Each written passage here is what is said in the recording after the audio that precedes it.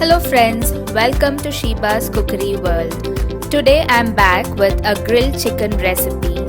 I have given this dish more of an Indian flavor by using ingredients like Kasuri Methi, Coriander Leaves, green chilli, red chilli powder, etc.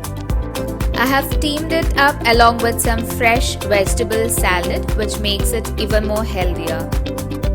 If you like this recipe, do give this video a big thumbs up and do not forget to subscribe to my channel for more such interesting recipes.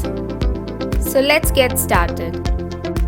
For the ingredients, please refer to the description box below. I have listed the same along with their quantities.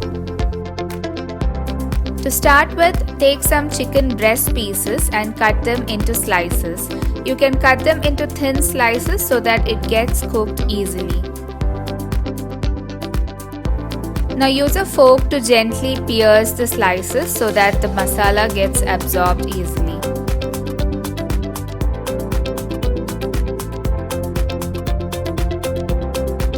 Next, let's prepare the marination for the chicken. For this, take a bowl, add some lemon juice into it, then add chopped garlic, crushed black pepper,